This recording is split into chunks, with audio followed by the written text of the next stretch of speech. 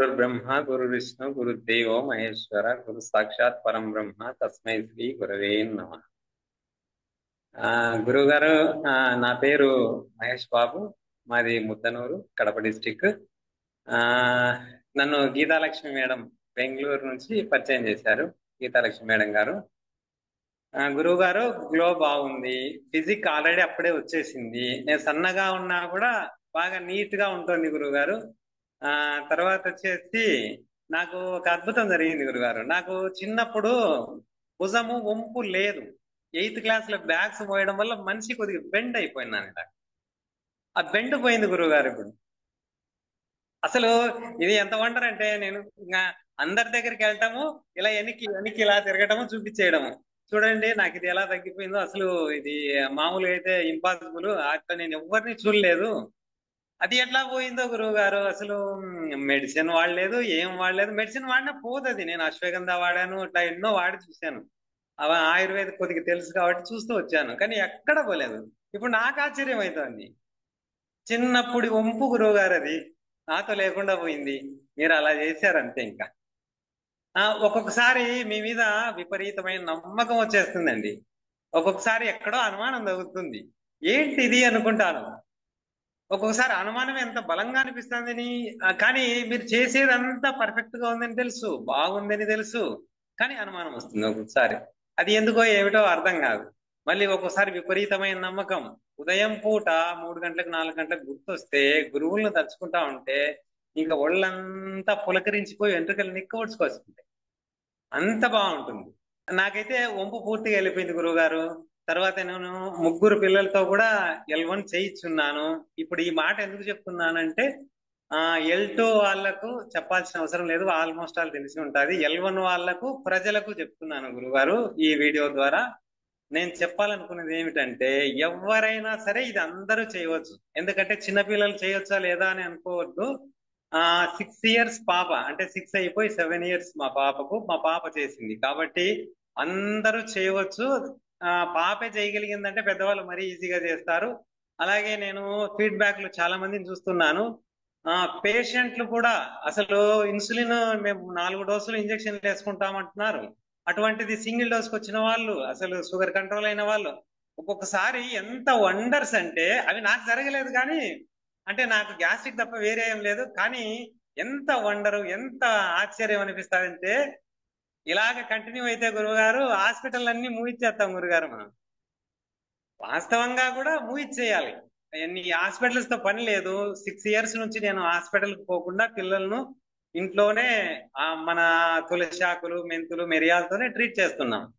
మరి దీనికి మీది తోడైతే కాదు, మీ దానికే ఇది తోడైతే అసలు మీదే అల్టిమేట్ గురువు గారు. తర్వాతే తులసి, ఇవన్నీ. ఎందుకంటే ఆ కాస్మిక్ ఎనర్జీ అంటారో, గురువు శక్తి అంటారో, అది భగవంతుని శక్తి అంటారో తెలియదు, అది మాత్రం అల్టిమేట్. నాకు ఎందుకు ఇంతగా చెప్తున్నానంటే, వంపు మా ఏరియాలో గూని అంటాం, అలా వంగిపోయింది, అది చక్కగా అయిపోయింది. ఇది నేను మీ మీ ప్రోడక్ట్స్ నేను ఆర్డర్ చేశాను చూడండి గురుగారు. మీరు అక్కడ నుంచి పెట్టే రోజున నేను ఇక్కడ దూరంగా వెళ్ళి తెచ్చుకోవాల్సి వచ్చింది. ఒక 55 కిలోమీటర్స్, పోను రాను 120 కిలోమీటర్స్. ఆ రోజు బస్సు ఎక్కాను. నేను బస్సు ఎక్కడం కూడా చాలా వరకు వదిలేశాను, బైక్ లో తిరుగుతానని. నేను ఆ రోజు సీటుకి ఇలా ఆనుకొని కూర్చుంటే, సీటుకి ఆనుకున్నాను బాగా, అలాగా ఆనుకుంది. అప్పుడు తెలిసింది నాకు, ఏంటిది, నాకు కొంచెం బెండ్ ఉండాలి కదా. అలా కూర్చుంటే ఎంత స్ట్రైట్ గా సీట్ కానుకున్నాను గురుగారు. మా స్టూడెంట్ ఒక అబ్బాయి ఇంటికి వస్తే, నా బాడీ ఏమైనా మార్పు వచ్చిందేమో చూడనా అని చెప్పి నేను అడిగాను. అడిగితే, సార్ బాడీ లావ్ ఏమో నాకు తెలియదు కానీ మీరు లావ్ అయినారో నేను చెప్పలేను, స్ట్రైట్ అయినారు అన్నాడు. ఇదేంట్రా బాబు అని పోయి అద్దంలో చూసుకున్నాను. అప్పుడు క్లియర్ అయిపోయింది గురుగారు. అసలు స్ట్రైట్ అయిపోయాను, బెండ్ లేదు. అది నాకు ఒక వండర్. కాబట్టి నేను ఎందుకు చెప్తున్నానంటే, అసలు ఏ బెనిఫిట్స్ కలిగినా, బెనిఫిట్స్ కలగకపోయినా దీన్ని ఎవరు వదలద్దు. L1 వాళ్ళు వదలద్దు, L2 వాళ్ళు వదలద్దు, మేబీ L3 వాళ్ళు నాకంటే ఎక్స్పీరియన్స్ ఉంటుంది కాబట్టి వదలకపోవచ్చు. అయినా సరే వాళ్ళకు కూడా నేనేం చెప్తున్నా అంటే, వదలద్దు. ఇన్ కేస్ ఏదేమైనా 1 మంత్ అట్లా వెళ్ళిపోయినా సరే మళ్ళీ వచ్చి దీన్ని పట్టుకోమంట. అంత అంత ఇది గురువు గారు. ఇంకా జరుగుతాయి జరగవు అనేది పక్కన పెట్టేయండి, మిగతా అంశాలన్నీ కూడా జరగని జరగకపోని. ఎందుకంటే బెండ్ పోవడం అనేది చాలా గొప్ప విషయం. ఇంకా మిగతాటన్నీ కూడా జరిగిపోతాయి, అది ఎప్పుడో ఒకసారి, కానీ మేబీ టైం పట్టొచ్చు. కాబట్టి నీ వీడియో ద్వారా ప్రజలను నేను కోరుకునేది ఏమంటే, మీకు ఆరోగ్యం కావాలంటే హిందూ చైతన్యంలోకి రండి, మనశ్శాంతి కావాలంటే హిందూ చైతన్యంలోకి రండి. మనశ్శాంతి వస్తా ఉంటది, అది స్టేబుల్ అయ్యేంత వరకు చేయండి. ఫస్ట్ వీడియో నేను చేసేటప్పుడు కొంచెం ఆత్రంగా స్పీడ్ గా అట్లా మాట్లాడినట్టు అనిపించింది. ఇప్పుడైతే కొద్దిగా నెమ్మదిగా, అసలు నేను ఇప్పుడు చెప్పాలని నేను ఆన్ చేయలేదు గురువుగారు వీడియో. రేపు బాగా ఆలోచన చేసి అన్ని రాసి చేద్దాం అనుకున్నాను. నేను ఎప్పుడు వీడియో ఆన్ చేశాను, మీరు తప్పున మహేష్ గారు అన్నారు. It is the time for నేను చెప్పడానికి అనుకున్నాను. అందుకే ఒక్క నిమిషం గురుగారు అనుకున్నాను. అప్పటి వరకు షర్ట్ వేసుకోలేదు, షర్ట్ వేసుకొచ్చి కూర్చున్నాను. ఇక నాకు తెలుసు నేను ఏమి చెప్పలేను, నీకేం కావాలో అదే వస్తుంది. ఇంకా ఆ ధైర్యంగా చెప్తున్నాను. నేను ఒక్కొక్క అక్షరం ఊరికి అలా రాసుకున్నాను, పూర్తిగా కూడా రాసుకోలేదు నేను. అలాగే గురుగారు, నేను మీ ప్రోడక్ట్స్ వాడుతున్నాను. ఈ గుండు కూడా దానికే నిదర్శనం. అంటే హెయిర్ ఆయిల్ వాడాలంటే గుండె చేయించుకొని బాగా వాడాలి, అది బాగా ఇంకాలేని. ఏది చేసినా బాగా చేసేయమంటారు కదా గురుగారు, అందుకే టాప్ గా చేయాలని. అంటే మేబీ ఇది మూడు సత్యనిష్టనేమో. అంటే ఒక ఒక మంచి ఎఫర్ట్ పెట్టి గుండు చేయించుకొని ఆయిల్ బాగా వాడుతున్నాను గురుగారు. ఆ గ్రోత్ తర్వాత ఇంకా ఏమైనా వైట్ హెయిర్ కన్వర్ట్ అయ్యేది ఉంటే బ్లాక్ లెక్ కన్వర్ట్ అవుతుందేమో, నా ప్రయత్నంగా నేను క్లియర్ గా చేయాలని. ఇంకోటి గురుగారు, ఏదో తిరుపతి గుండ్లు చూసింటారు మీరు. ఇప్పుడు హిందూ చైతన్యం గుండ్లు రెండు ఉన్నాయి, ఇదొక గుండు, రెండో గుండు మా ఫ్రెండ్ గాడు, వాడు కూడా గుండు కొట్టించుకున్నాడు నన్ను నమ్మి ఆయిల్ వాటాన్ని. కాబట్టి హిందూ చైతన్యం గుండు కూడా స్టార్ట్ అయిపోయినాయి తిరుపతి గుండ్ల మాదిరి. కానీ గురుగారు, తలలు బోర్డులు కాదు, తలపులు బోర్డులు కావాలి. మేము తలపులు బోర్డులు అయ్యేదానికే ఆ అంశం పైన కూడా మేము ఎక్కువగా ఉంటాం, వేమన గారు చెప్పినట్టుగా. సంతోషంగా ఉంది గురుగారు. మంచి ఎక్స్పీరియన్స్. మేబీ ఇంతకంటే ఎక్కువ చెప్పకూడదు అనుకున్నాను, లెంతీగా వద్దు, ఎందుకంటే చాలా మంది చూడటానికి వీలుగా కూడా ఉండదు, అంత ఓపిక లేదు.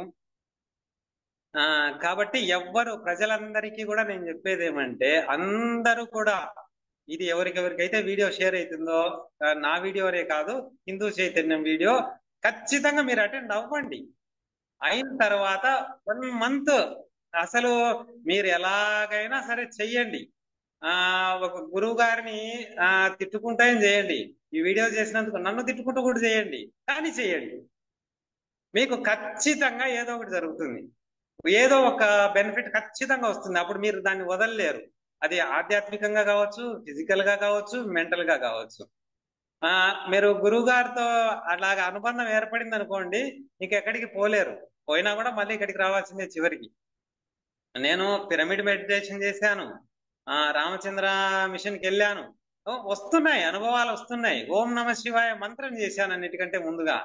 అక్కడ కూడా అనుభవాలు వస్తాయి, నేనేం రావనట్లేదు.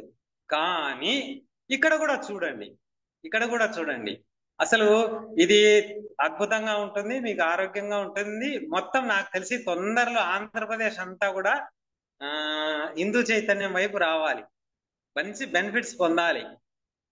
సత్యనిష్ట పాటిస్తే అసలు ఎలా ఉంటది అంటే అంత బాగుంటది. సత్యనిష్ట అందరూ అలవాటు అయిందనుకోండి, మన ఇంట్లోకి మనం బీగాలు వేసే వెళ్ళక్కర్లేదు, తాళాలు వేసుకుంటున్నాం కదా, అసలు అక్కరే లేదు. అంత సత్యనిష్టంగా ఉన్నప్పుడు ఎవడు దొంగే ఉండడు. అటువంటి సమాజం చూడాలని కోరిక, అది నెరవేరుతుందేమో. మేబీ ఇప్పుడు కలియుగం కూడా ముగిసిపోయి ఇక్కడ నుంచే మళ్ళీ మొదటి యుగం స్టార్ట్ అవుతుందేమో. అందరూ హిందూ చైతన్యంలో చేరారనుకోండి, నాకు తెలిసి అంతా మానసిక మార్పులు వస్తాయి. నేను ముందు నుంచి కూడా ఒక మాట ఏదైనా ఇస్తే తప్పకుండా ఉండాలనే కోరిక ఎక్కువగా ఉంటది, కానీ తప్పనిసరి కొన్ని పరిస్థితుల్లో తప్పుతాను. మొదట్లో అబద్ధాలు చెప్పేవాడిని కాదు, పరిస్థితుల ప్రభావం వల్ల చెప్పాల్సి వస్తే టపటపా చెప్పేస్తా ఉన్నాను. ఈ మధ్యన మరీ ఎక్కువైంది. అది పిరమిడ్ లోకి వెళ్ళిన తర్వాత మరీ ఎక్కువైంది. కొంచెం అది ఫ్రీడము నాకేదో తెలియదు, వాళ్ళు చెప్పే మాటలు నాకు ఎట్లా అర్థమైనాయో వాళ్ళు ఎలా చెప్తున్నారో తెలియదు. కానీ ఇప్పుడు మాత్రం అత్యవసరం అయితే తప్ప అబద్ధం ఆడకూడదు అనేది కొంత అనిపించింది. ధన మాన ప్రాణ విత్తమందు బొంకవచ్చు అని పెద్దలు చెప్తారు కదా, అది తప్ప మీదంతా ఏం ఎక్కువ అబద్ధాలు కూడా చెప్పకూడదు. మౌనం కూడా వహిస్తే చాలా మంచిదనేది కొద్దిగా తెలిసింది నాకు. అంటే ఈ సత్యనిష్టలో మౌనంగా ఉంటే చెప్పాల్సిన అబద్ధాల సంఖ్య తగ్గుతుంది, అనవసరంగా మాట్లాడు. అది గురువు గారు. ఆ ఈ అవకాశం ఇచ్చినందుకు మీకు థ్యాంక్ యూ వెరీ మచ్. శతకోటి పాదాభివందనాలు. మా పక్క నుంచి ఏదైనా తప్పు ఉంటే మీరు క్షమించండి. ఎందుకంటే మేము మిమ్మల్ని అప్పుడప్పుడు కోప్పడుకుంటున్నాము. ఒక్కొక్కసారి గురువు గారు ఏంటి ఇలా ఉన్నారు, ఒకసారి అలా అనుకుంటున్నాం. కానీ అభిమానం కూడా ఉంది గురువు గారు. ఎందుకంటే మళ్ళీ మళ్ళీ మేము మీ దగ్గరికి వస్తున్నామంటే ఆ కోపాన్ని కానీ మేము మిమ్మల్ని ఏదైనా తప్పుగా అనుకునేదాన్ని కూడా ఈ అభిమానం డామినేట్ చేస్తాం. అంటే నాకు తెలిసి ఇవన్నీ పరీక్షలు ఏమో అనుకుంటాను గురుగారు. ఒక్కొక్కసారి బాగా బాధ అయిపోతుంది మీ గురించి అనుకొని, "ఛీ, ఏదో గురుగారు ఏదేదో చెప్పేస్తున్నారు అనిపిస్తుంది. మళ్ళీ ఏమనిపిస్తుంది అంటే మనసుకు ఇవన్నీ నాకేమన్నా పరీక్షలేమో అనుకుంటాను. కానీ వాస్తవంగా పరీక్షలే అయి ఉంటాయి. కానీ నేను అంత కనుక్కోలేను కదా గురుగారు. ఆ మీకైతే చాలా చాలా థ్యాంక్ యూ గురుగారు. ముఖస్తుతికి చెప్పడం కాదు, కానీ ఇక్కడ కూర్చుంటే నేనైతే మాట్లాడేది నేను కాదు, మీరే మాట్లాడిస్తున్నారు. మీకు ఎంత వీడియో కావాలో అంతా చేయించుకుంటున్నారు అంతే. ఏదో ప్రిపేర్ అయ్యి రేపు చెప్పాలనుకున్న వాడిని ఇప్పుడు లాక్కొచ్చి ఇక్కడ పడేశారు. ఓకే గురుగారు, ఏదైనా పొరపాటుగా మాట్లాడింటే క్షమించండి. కృతజ్ఞతలు గురుగారు. Thank you very much. Thank you very much.